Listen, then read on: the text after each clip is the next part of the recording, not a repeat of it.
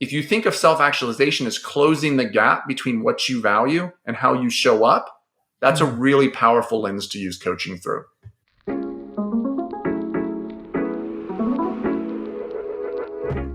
Hello and welcome to the Psychology Podcast. Today we welcome Alexi Robichaux to the show.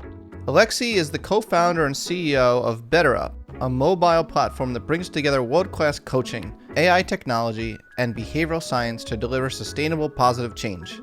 Alexi is also the chairman of Youth Leadership America. They have collaborated with leading companies including Disney, Google, and Hilton Hotels to coach and mentor future leaders.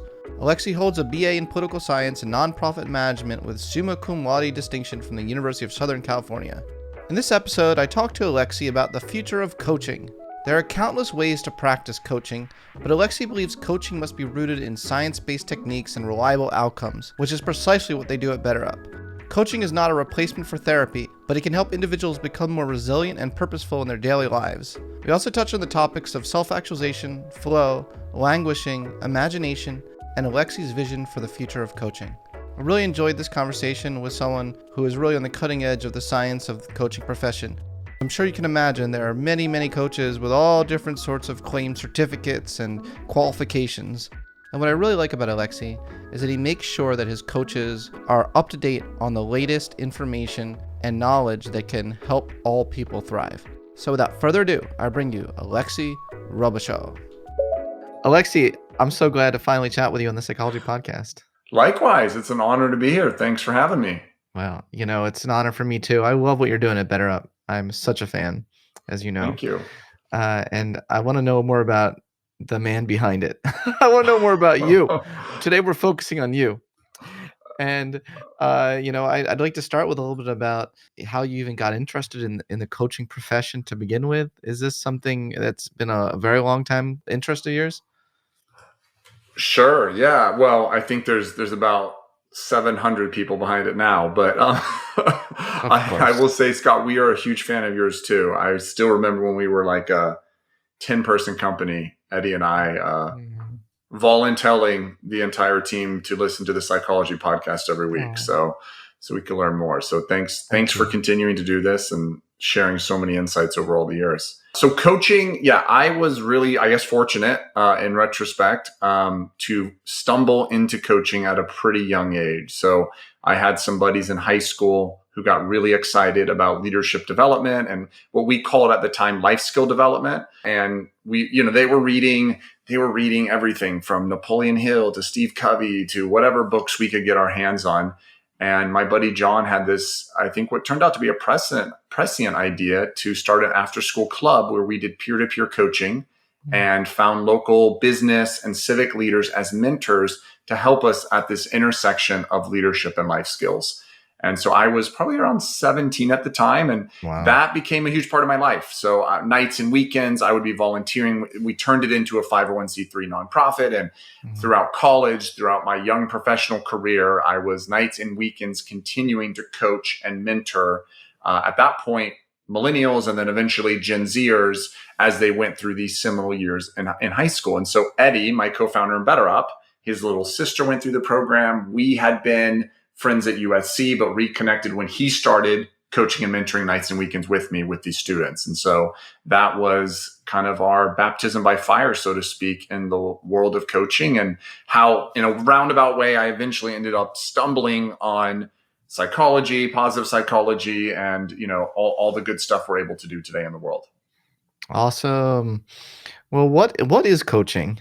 And how's personal coaching different from sports coaching? Sure. I think at its very core, I mean, there's some similarities. I think at its very core, a coach is typically an expert at really a structured process of inquiry that's focused on you making forward progress to your goals in alignment with your values. And a coach is not telling you how to do it. A coach is giving you that feedback. They're giving you that accountability. They're giving you that support to really ask yourselves questions. There's a Socratic component to coaching of really like, hey, the answer isn't within you, Scott. My job as a coach is to unlock that answer.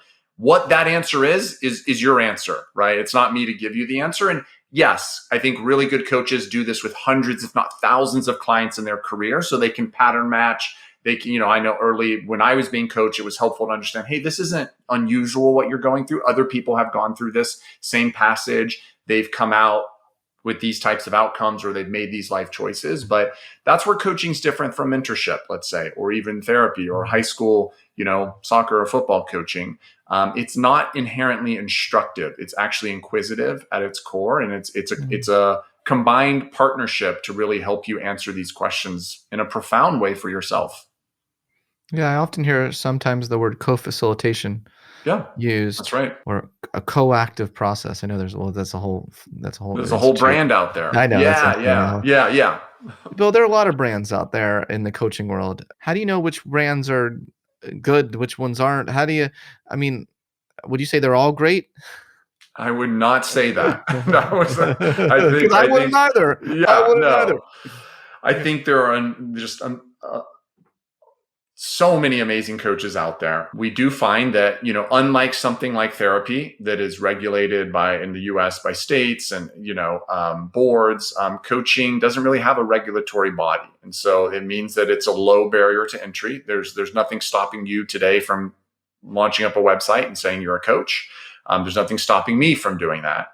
And depending on the type of coaching, maybe that's okay. But what we find when we, to the heart of your question, what we really advise people to look for is what you want is reliability and repeatability in coaching. And that's what evidence-based approaches bring. And so there are increasingly more schools of coaching, ways of coaching that are being informed by evidence-based psychology and other behavioral sciences. And those aren't being used in a clinical setting. Coaching is not therapy, nor should it be therapy or replace therapy, but using the science of positive psychology, the science of behavioral economics, sports psychology is a common one to pull from. There are still really research-backed techniques and strategies that what that means when you're working with a coach who's trained in that is you're more likely to see the outcomes that are being espoused. And you're more likely to have transparency into how you're improving and growing, which for me, as someone who is looking for help in my career as a young professional, still continuing to work with a coach, was so important to be able to empirically measure how I'm improving over time as I'm making this time and this money investment in doing something like coaching. Yeah. Well, tell me a little bit about the BetterUp business model. And what you have so many different types of coaches, right? Over at BetterUp, you can't pinpoint and say, well, we're all part of the conflagellation model or whatever. I just made up something. Yeah, sure. Yeah, so we do. We have a lot of coaches. We're very large. I think we're the largest mobile network in the world, but we have over 3,000. Yeah, the team's done fantastic. Thank you. Yeah. It's taken us 8 years, but the team's done a fantastic job. Yeah, so we're about 3,000 coaches globally today, and we do coach across different subject matters areas. To your point, and everything from leadership development, really with a focus on the intersection of inspiring leadership or centered leadership, all the way to things like sleep or nutrition or coaching for new parents. And so in each of these different verticals, we really try to seek out, or where we don't feel they're sufficient, try to create some of these more evidence or science-backed approaches to coaching. And so in our traditional, executive coaching skill set that's often used in the leadership development, we're looking for folks who have some of the more preeminent international certifying bodies. And then we actually help up level and upskill them in some of the latest research and science coming from, these labs at UPenn, where you're very familiar, to Harvard, to other institutions that are really trying to apply this in the workplace. So yeah, the coaches come from different backgrounds. What they all have in common is the standard paths related to training. And then at BetterUp, I think one thing we uniquely do is they're using standard measurements and models, which allows us to understand how people are growing, help people as a coachee compare yourself to folks who may be in similar industries or in similar growth journeys. But most importantly, it actually helps us give feedback for the coaches themselves on how they can become more effective. And I think this was the big kind of meta obstacle in coaching is historically it's been a black box intervention. You're my coach, Scott. We go into your office together. We have a great session. But did that really work over time is pretty subjectively mediated by how do I feel? Am I feeling like I get better? as opposed to be able to say, hey, we're actually measuring these behaviors and we're able to comparatively look and see how you're improving to people who are making similar investment. And so that's really helped us create this feedback flywheel, both for the coaches, but also for the coachee or the member, as we call them here at BetterUp. Hmm. Well, I love that. I love that model. And I also love that you continually offer them education, further education and the latest Yeah. skills in the science. I love that so much. I can't tell you how much I love that. So Thanks, Scott. wonderful, wonderful.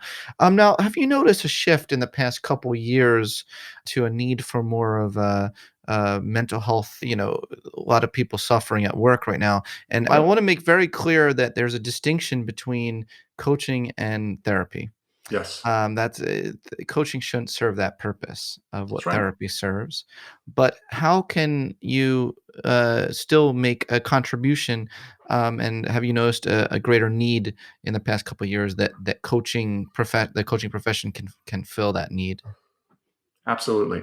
Yeah. So to the first part of your question, Scott, we have seen a shift. So the biggest and most precipitous shift, which isn't surprising when we think about what's happened in the world in the last 2 years, is we saw topics and conversations related to well-being themes increase as a percent mix of coaching conversations and focus areas. People set growth goals in the application, as well as coaches actually code their sessions so that they can remember what was talked about. And we're able to, in a safe way, anonymize and aggregate that data.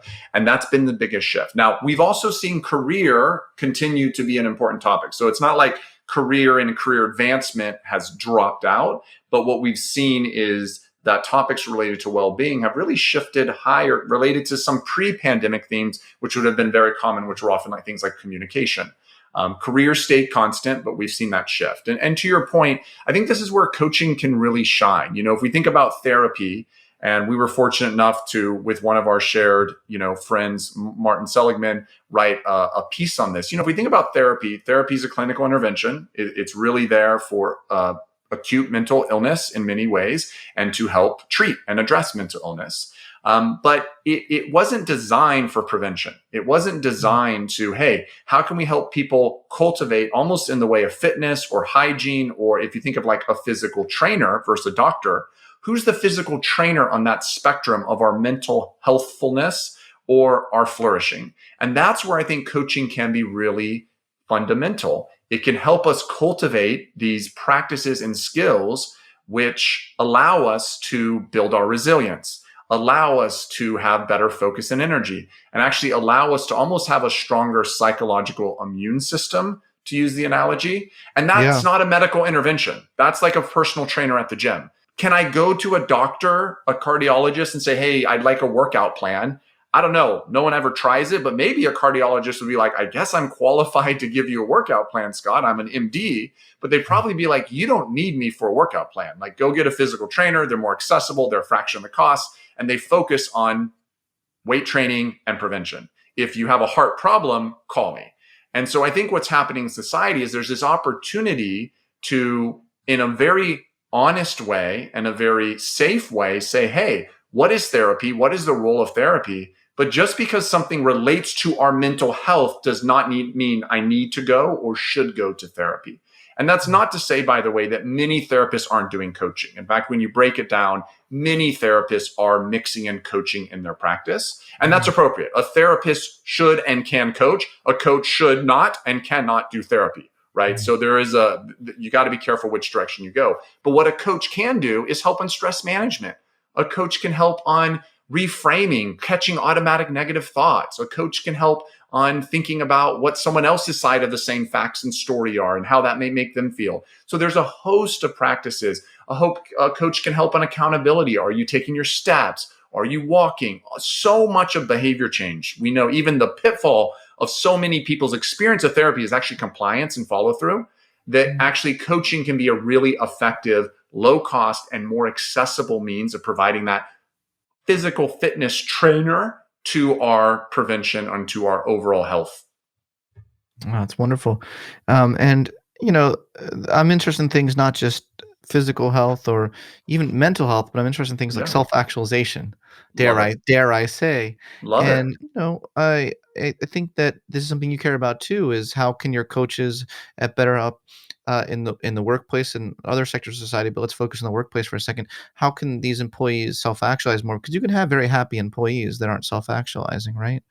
Yeah. And you can have people with mental illnesses that are That's self-actualizing, 100%. right? So Absolutely. both things are possible. So they're not necessarily the same thing. So how are some coaches at BetterUp helping employees and managers help their manager employees as well as help the managers themselves? They need help too, self-actualize. Well, I'm glad you brought this up. So, fun fact, Scott, like the first thing I ever worked on with BetterUp, I was already kind of toying with and tinkering with the idea in my head. But when I started to write things down, the first thing I ever wrote on is, hey, here's a crazy idea. How come there's no company or brand that's focused on scaling self-actualization? Mm, And for me, the answer was the way to do that behaviorally would be through coaching. But the mm, goal for BetterUp was never to be a coaching company. The mm, mission of BetterUp is to help people live their life with greater clarity, purpose, and passion. mm, If it wasn't such a mouthful, we would have just said to help the world self-actualize. But we tried to break it down a little more experientially of what that feels like when you're doing it.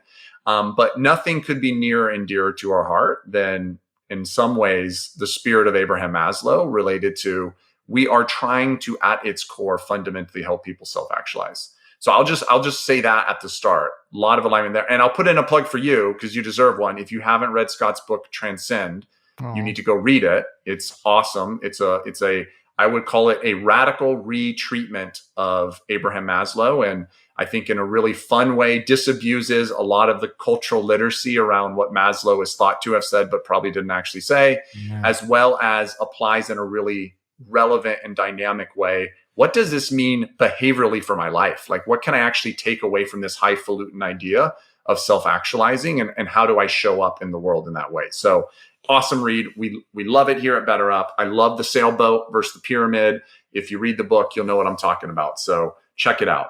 Thanks, Alexi. I didn't pay Of you course. or ask you to say that. He's not paying me to do this, by the way. We're just both Maslow heads, all right, as we like to say at BetterUp. We So are. yes, so work's a huge part of this. As you know, Abraham Maslow spent the last part of his career in Menlo Park studying work. And this is like one of the core insights that we were trying to bring to life with BetterUp is this idea that management done well may be, for the modern human, the most scalable way to bring flourishing and self-actualization into the world. In fact, Maslow has this beautiful portion you're familiar with where he says, I've given up on therapy as a tool for that. Most people aren't going to go. When they do go, they don't stick with it. We know all the problems. Now, that's different if you're going for a clinical diagnosis. So we need to be careful how we characterize that. But for most people, his point is they go to work and they go home. And that manager impacting their life in a positive way is one of the most powerful intervention levers we have. And so to your question, how are we doing this? Well, we have to ask, what is self-actualizing? There's a bunch of stuff in there. But what really good coaching does, both if you're a direct report of a manager or if you're the manager themselves, is it helps people first through a process of self-discovery, ask these intentional questions of like, what do I value in the world? How do I want to show up? And the sad thing I realized in my life is no one at work was asking me as an executive to ask myself that.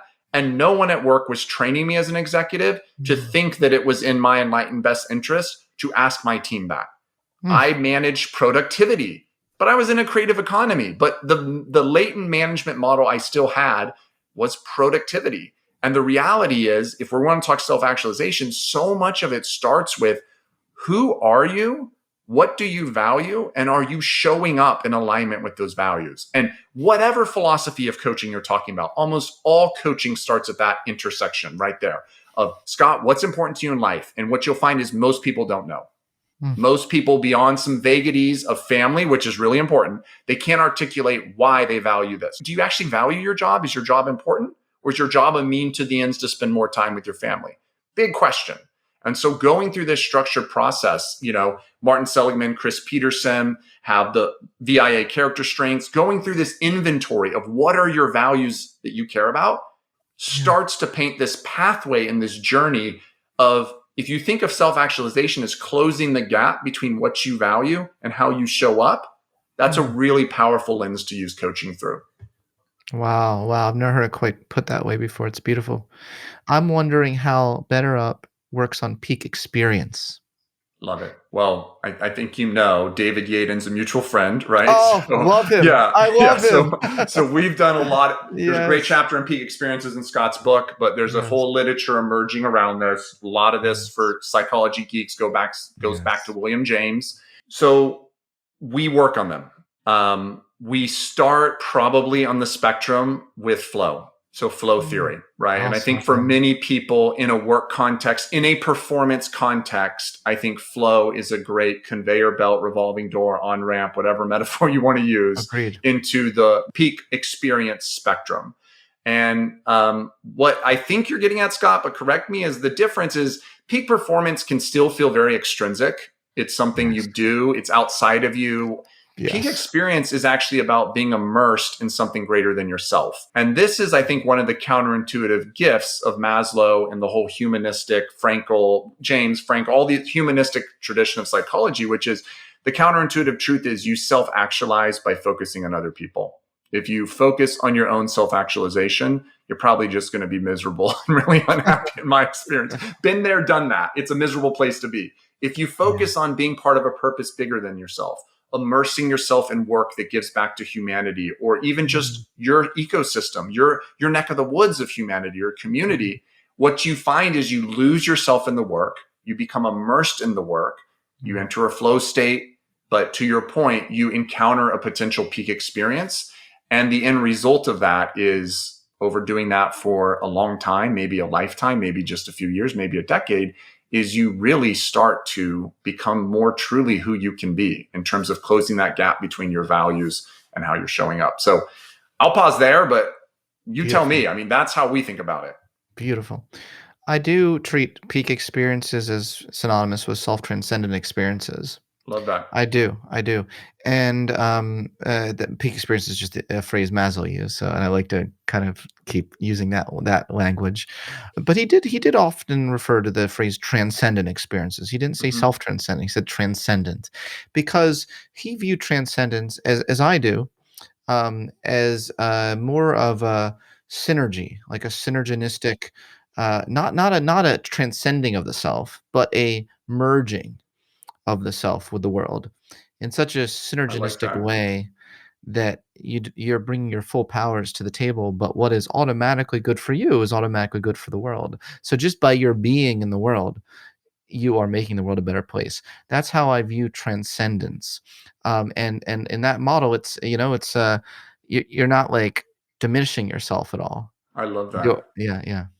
Okay, so to get real philosophical with you, Scott, is it fair to say the latent mental model he's using, is this like dialectic? Is this like Offhaven? This is like the Mm. synthesis? Is there Yeah. like a Hegelian little thing in there? In that, Oh, like, for sure. Yeah, yeah. okay, For sure. And in fact, he had a phrase he called dichotomy transcendence, okay. which he said that the transcenders, by the way, that's what I have like an 8-week online course, a transcend course. And when they Yeah, Karen's graduate, taking it. One of my team members taking it. She's oh, loving it. really? Yeah, she's loving Karen, it. what? What's Yeah, her full name? Karen Lai, Yes. LIA. Yeah, she's loving Yes. it. Yeah. Wonderful. So I have this transcend course, and when they graduate, oh, sorry, just hit my microphone. I got so excited. When they, I was like, when they I'm taking notes here. If you hear me clicking, I'm literally writing this down. This is good coaching for me. Oh, cool. When they graduate, we call them you're now a transcender. But so transcenders, a major feature is having this dichotomy transcendence where Okay. you stop seeing the world in terms of uh, in these black and white terms that you're either um, good or evil, you're either selfish or unselfish, even male, female, like Mhm. we've all Republican, Democrat. You can go Sure. down the list of all the things in our society that at a higher level of consciousness you actually can see how they're all part of a larger whole. Yep. So yes, philosophically, it's related to what you just said, but it's also just related to this notion Maslow called dichotomy transcendence. And I think Maslow at its base actually saw himself as a philosopher. That's my feeling after reading so much of his diary and things. He started off, experimental psychology, really rigorous, and then he got to a point where he was just like, screw that, life is short. I'm gonna wax, profane about all this stuff. I, Yeah. I buy it. But I think that's true in so many fields. Like the best, I feel like the best thinkers in so many fields really are natural philosophers, natural scientists, when you break it down, right? Like they start to transcend, no pun intended, the vertical of psychology, and they're really just answering through that lens fundamental questions about what is the world, what's the human experience, how do we fit into it? I mean, I think of Martin Seligman as another one. It's like, he's a scientist, he's a clinician by training, he's a scientist, but he's also kind of a philosopher in a lot of his stuff. And so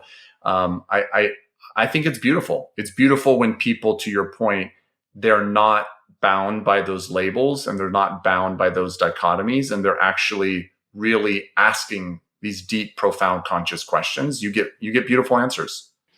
Yeah, I think that actually segues into a question I wanted to ask you about all the places where this kind of innovation can happen, and kind of thinking outside the box. Does it have to be the academy?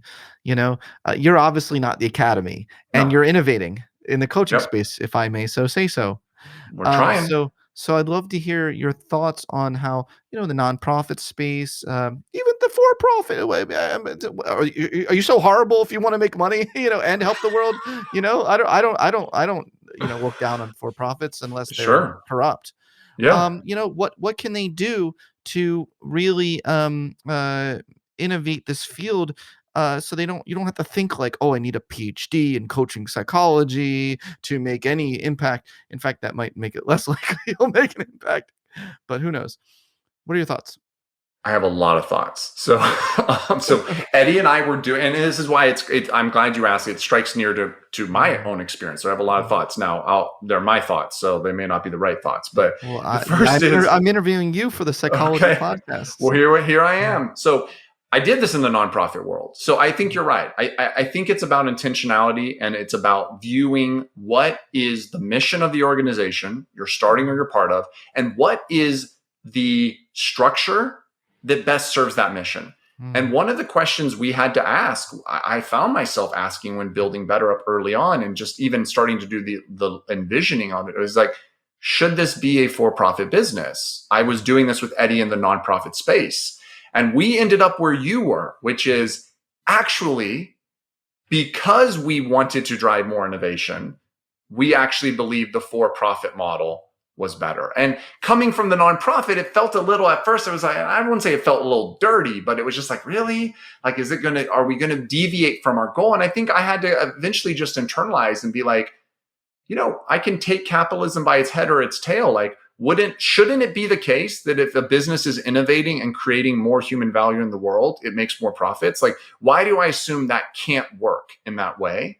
And so I think what it requires, though, is a core part of your mission or charter is this realization that when we advance science, not just for BetterUp, but when we share that science, we do a ton of publication, we win and everyone else wins. And so I think that's something that we've tried to stay with high integrity towards is, yes, we I don't know how many PhDs work at BetterUp. It's at least over 50. I mean, it may be near 100 at this point. We got a lot of doctorates, we write a lot of grants. We sponsor a lot of professors and research departments at leading universities. And we make that knowledge available. We do peer-reviewed journal articles. We write HBR articles for the business world. And so I think the answer to your question is yes, you can innovate. I actually think in some ways business can be a better platform when you need large groups of people, when you need quick access to data. Businesses can be a great platform to do research on. What it requires from the business, though, is I think a really authentic understanding that this is not a distraction from your purpose. This is synergistic to your purpose. And you're advancing your purpose as a corporation and humanity at the same time. And that's why you make that investment. Right. You're not using all the money to buy a yacht. Yeah, I got it. But even in your value chain, it's like, like we work with Sonia Lubomirsky, we work with Martin Seligman, we work with Adam Grant. Like you work with me. We work with you. I'm on your advisory board. You're on our science board. We work with David Yaden, right? And I remember we've had these moments with researchers like you and David, actually. I think we're working on one paper, the team was with him. And to your point, they couldn't believe how quick we were able to date the data for this psychological scale we were building. And, they were kind of comparing like, wow, in academia, we'd have to go get a bunch of college freshmen to come to a psych lab to do this thing. And with a platform like BetterUp, we can get this out to hundreds of thousands of members to do this by themselves or with their coach. And I think in that data set, it was like truly like a 24-hour turnaround to collect the data. And I just remember looking at this room full of researchers from Ivy League universities who were like, we've never seen something like that in our entire life.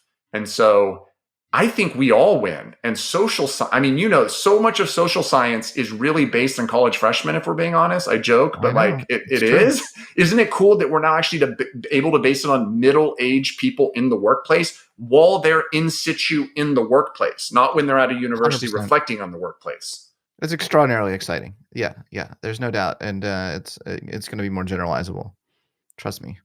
Than just focusing college freshmen. Like most evolutionary psychology research is on college freshmen, and then they're generalizing to human mating patterns across human history. And it's like, do you really want to do that based on frat boys? But anyway, I hope they're not like. Yeah, I hope they're not like the college freshmen were. Yeah, we're not always a college freshman. Yeah, exactly. Yeah, it's not good. So I love what you're doing. Now, I want to talk about coaching philosophy for a second. To what extent do your coaches over there take a human-centric approach to coaching? Because I, as a humanistic psychologist, I care very deeply about Carl Rogers' principles of unconditional positive regard, of active listening, the idea that in a therapeutic context, the relationship is the most important thing. How does some of those ideas transfer over to the coaching world over there at BetterUp? Yeah. A lot, for lack of a better word, philosophical or spiritual alignment. I think everyone should watch some of these Carl Roger tapes, right? I mean, I think 100%. they're just not even managers, right? He's obviously doing it in a clinical, setting, but this idea about the regard for one another, the mutual regard. We look a lot at some of the research related to the alliance that came out of therapy, but the strength of, do I feel seen? Do I feel heard? Do I feel respected? So the answer is very humanistic in orientation, very human-centric. We use different frameworks. We've used the stuff from the Alliance. We actually used to, when we first built BetterUp, that's how we measured. We used those item scales to measure the effectiveness of sessions. It's just literally the most evidence-based research. We look at, we like ACT. So we look at some of the, we're applying it in non-clinical settings, but taking some of the spirit and the principles from that. We look at attachment theory. There's a bunch in there. And then we do look at kind of the canon, for lack of a better word, of some of the research that's come out around positive psychology-based coaching interventions. And there's some good work on how you can take everything from the gratitude exercises to character strength and inventorying around that and incorporate that. But if I had to describe BetterUp's coaching as a philosophical thing, I would say it leans heavily, it's strengths-based, it's a coactive approach, and it's centered around the human. Great. That's great to hear. So many people right now, it's not that they're having mental health issues, but they're also not particularly happy. They're kind of languishing, right? They're kind of people are kind of just not excited about life right now. Can coaching move you from not -50 to 0, but from 0 to 5, 10, 15, 40? Yeah, it turns out it can. I mean, I think, Adam Grant, another one of our science board members, did the world a favor when he wrote that New York Times op-ed on languishing. And I mean, we had been reading Corey Key's work. You had probably read it too as a psychologist. So Adam, I think, really gave voice and added, this kind of what to do about it layer to this body of literature related to languishing. And what we find in our data says about 50% of the American workforce over the past 2 years has been languishing. Not surprising, again, given everything that's happening. I wish we had been measuring this before the pandemic, because my latent suspicion is it may have not been that much lower before, right? When you look at some of the engagement in the workplace data. But the reality is, when you look at what I think Adam did so aptly, is what are the micro interventions to unstuck yourself? It's a lot of what we talked about, and coaching is very helpful at it. It's about cultivating resilience. It's about focus and finding flow states to make work easy, to make work energizing. I think a lot of this is really about helping people remember and stumble back upon. It can feel like you're stumbling. It should be intentional. What it is to be psychologically engaged and get that flywheel of everything from goal attainment to I'm making progress. You're really at the core. When I see languishing, you have a low sense of locus of control often, low sense of agency, that you can impact your environment. And so I think a lot of it is like kind of like re-lubricating that wheel, and coaching is so powerful there, because you read that article from Adam, they're like very palatable, digestible baby steps. But I've been there. I have been measurably languishing. When you're in it, they feel like huge leaps. They do not feel like baby steps. And that's where I think a coach can be a really caring, but also a disagreeable giver, to use the give and take framework, and helping you bridge that gap. How do we structure your time, Alexi, so that you get a flow state? Even if the coach isn't explicit about that's what they're helping you do, they know, like, really one of the great elixirs, the great cures for languishing is flow. So how do we help you slip into flow states, and how we design your work this week, or how we design the next couple months of your life? Then you get in that flow state, and you're alive. You're alive, and you're like, whoa, I haven't felt this alive in months. And then it's like, okay, how do we replicate that? That becomes the coaching conversation. What was it in that flow state, Scott, when you did that task?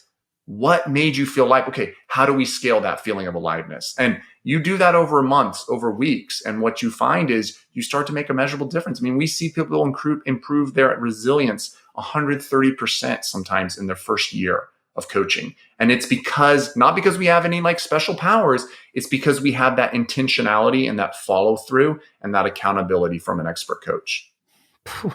Amazing. How do you measure rate of change of resiliency? Yeah. How do you acquire that number? Yeah. So we love the Fred Luthen stuff. Hero, PsyCap, right? We're big fans of PsyCap. We now use some of our own items. When we first started, the first assessment on BetterUp was literally psychological capital. I remember going in there and buying all the individual, it was like, 40 users, buy all the licenses. And every time we had new users, we had to buy more licenses. And we've modeled, now we use some of our team has come up in our own whole person model with some, they are reliable. They work, they measure similarly as PsyCap, but there are our own item scales. But essentially we've been inspired by the work that Fred Luthens and the team did on, for those of you who aren't familiar, HERO is hope, self-efficacy, resilience, and optimism. And it's one of the most workplace researched measurements of really these psychological resources, or your ability to perform and show up in that way. And so we take the inspiration and the model from his work. That's really cool. Well, tell me a little about BetterUp Labs and what's going on. What's coming out of those labs? Yeah, so BetterUp Labs. I mean, in some ways, to your earlier question, if done well, all of BetterUp is a lab, right? Like we're creating products, we're innovating, but we have a special group of BetterUppers here at BetterUp who are researchers who focus on taking the data that we're generating, using the product, using the coaching, using all the interventions and experiences we're working on, and doing research on that to yield that knowledge for the scientific community outside of BetterUp and publish that. And so other people can benefit from the work we're doing together. So BetterUp Labs is really it's a research lab. It's also a brokerage with leading research things like the Positive Psychology Center at UPenn, Sonia Lubomirsky's center at UCR, doing some of the research there. Scott, we've worked on things together. I mean, I'm not qualified to work on them, but the team has worked with you on things together. Dara Wolf and the creativity. Yeah. Yep. Creativity. So some of the latest stuff they've been working on, they've worked on everything from purpose at work, loneliness at work, actually, which ended up being prescient because we did that right before the pandemic. The most recent work has actually been on psychological perspection, which Roy Baumeister, Martin Seligman have been doing research on for years. We call that future mindedness in business speak. We find that resonates with business leaders more. And that's better, yeah. I think so. I like perspection personally, but people it auto completes to perspective half the time, and then people get confused. So why not just call it imagination? That's a good question. So that's what I called it about with Marty at the Imagination Institute. Yeah, maybe we should. I think what we found is business leaders still wrongfully equate imagination with fluffy, soft ideas. You want to accomplish your goals if it only stays in imagination? Exactly. They view it as like a funnel stage. It's the top of the funnel. I want the output. And I actually think John Seely Brown, who's one of our science board members and used to run Xerox PARC, has a great phrase, which is pragmatic imagination. This is what you're really after. But whatever reason, we call it future mindedness. And that's been the latest research. And essentially it's found where your questions are headed. That is, hey, it's a skill set people can learn and be coached on related to better creative outputs, better imagination. You can practice imagination, as we say at BetterUp, and you can get better at the practice of imagination. And a big part of that are skills related to, not falling in love with your best idea, being objective, evaluating it. So the latest research you can read about it at betterup.com is on future mindedness and this intersection of imagination, creativity, and performance in the workplace, which is what we're finding is really resonating with what businesses and so many people in their professional life are struggling with right now in a supply chain constrained world, a macroeconomic downturn, yet the need to come up with new solutions is higher than ever before. Yeah. So when businesses think of creativity, does the word innovation resonate with them more? Again, just for some reasons why imagination doesn't resonate with them as much. Does everything have to be so goal oriented in life all the time? For most business leaders, sadly, yes. But if they work with a BetterUp coach, they may discover that counterintuitively, sometimes just letting things be, you will actually make more progress. But yes, I think innovation is often thought of as the whole practice, like the whole kit and caboodle. The life cycle is innovation. Imagination, and again, I don't think it's right, but I think imagination gets pinned towards the start of that process. It's like blue sky thinking, let's be imaginative. And then it's like, hey, but we got to ship something. And that's not imagination. And to your point, actually, it is. It's a later life stage of imagination. As JSB would say, it's a whole different type of thinking. It's abductive reasoning. It's not deductive. It's not inductive. It's that Sherlock Holmes type thinking where you interpolate and fill in the gaps. That's actually the job to be done. And that's in the middle of that funnel. And we underappreciate that. But semantically, I think for a lot of reasons, people just anchor imagination as step one of a multi-step process instead of realizing it is the entire process. Yeah. Now, you personally, you've done coaching. Do you still do like, can anyone hire you anymore? You're like untouchable. No. I'm unqualified. I'm no longer qualified to be a coach in BetterUp, which is probably a good thing for the world. So yes, in the earliest version of the product, Eddie and I were, in the earliest version of the product, you got two coaches. You got a clinician who was doing coaching on well-being, not in a therapy capability, but they had that background. And you got a business coach. And yes, in the first version of the app, Eddie and I were two of the 5 business coaches you could have gotten. I still work with a coach. I work actually with the coach that helped inspire BetterUp. So on 8+ years with that coach. And then I also work with, so she's off the platform. She predates the platform. Then I actually work with one of our executive coaches. We have an offering for senior leaders. I work with one of the coaches on that product within the product as well. So as I often say, I need a ton of coaching. I used to actually have 3 coaches, but it just personally got too much to manage, like 3 coaching conversations. So I dropped down to 2. But yeah, I need a lot of help, Scott. So yeah, I'm getting coached. Are you ICF certified? I'm not. No. That's why you don't qualify. That's why I don't qualify. Yeah. Or you can be board certified, and there's a European one now. There are other things. Yeah. But they're all the equivalent of ICF. They're peer organizations. Yeah. So I don't, unfortunately. I got you. Now, do you miss coaching? Like actually having clients personally one-on-one? Do you miss that? Well, my clients were about 14 to 15 when I did it. So until we did BetterUp. So I still mentor, and I think there's some coaching that happens internally with younger staffers and team members. I coach a lot of entrepreneurs, although it's not. It's more like mentorship. There's some coaching in there because I know some of the coaching skills. So I think that keeps it close to my heart, so I don't miss it, but. Yeah. I love it. I have had to, in my own work and my own coaching, realize that the best use of my time at this stage is not an hour of me coaching someone one-on-one. It's an hour of me continuing to scale BetterUp, where hundreds of thousands of people in that hour can be coached. But yes, I mean, this feels like a coaching conversation in some ways. Like and I love it. Am I asking you powerful questions? You always, Scott. That's the key of coaching. It is. So yeah, I do miss it, but I've made my peace that I had to kind of hang up my cleats, so to speak, and I'm able to still channel that through mentorship. And I think in a way that keeps that part of me still turned on. Like lights are on there, and I feel like I'm still doing some work. So what do you see as the future of coaching? What are you most excited about? I think it's embeddedness for me. It's like, Mhm. I've always said this. I don't know if you're a huge Star Wars fan. I am, I but am. okay, great. So, fun fact, I have a baby due on May 4th. So May the 4th Wow. be with us. So, we're Yes. looking forward to that. But the doctor was like, I hope you're a Star Wars fan. I was like, oh, 100%. He's like, 'cause your due date's May 4th. I was like, awesome.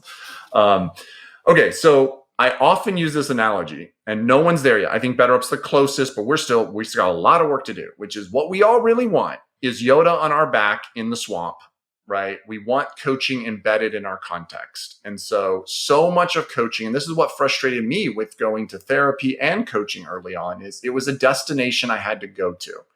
And so much of context and so much of potential learning was lost in that journey and the time. You go once a week for 50 minutes, 6 days occurs. I kind of forget what happened.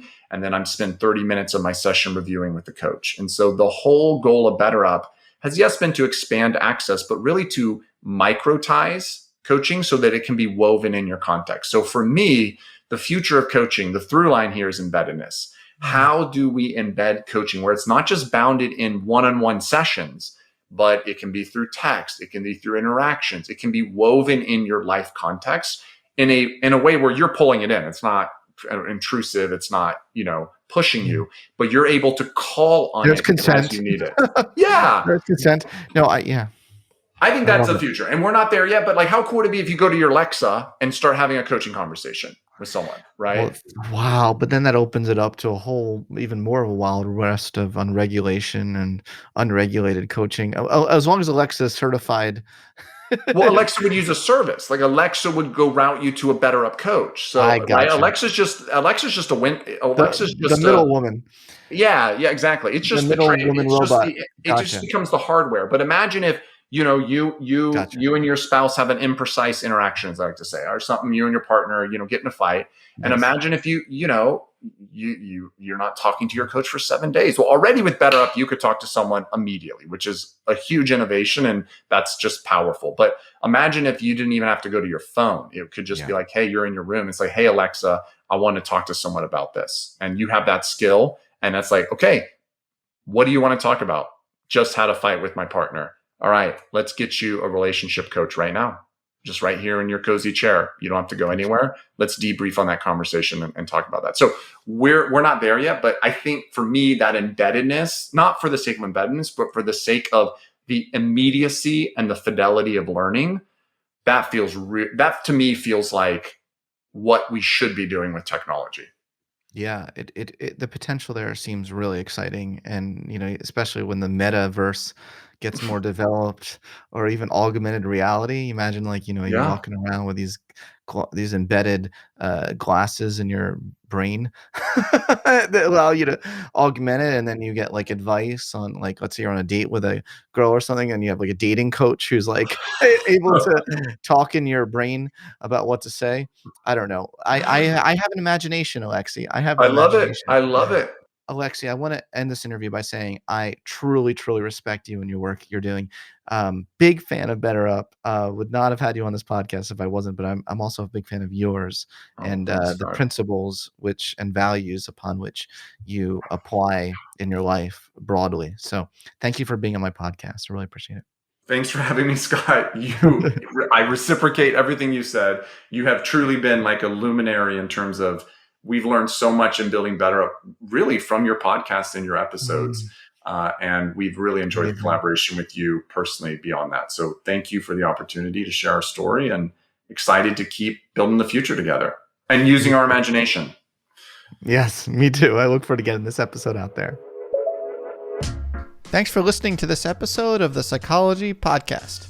If you'd like to react in some way to something you heard, I encourage you to join in the discussion at thepsychologypodcast.com or on our YouTube page, The Psychology Podcast. We also put up some videos of some episodes on our YouTube page as well, so you'll want to check that out. Thanks for being such a great supporter of the show, and tune in next time for more on the mind, brain, behavior, and creativity.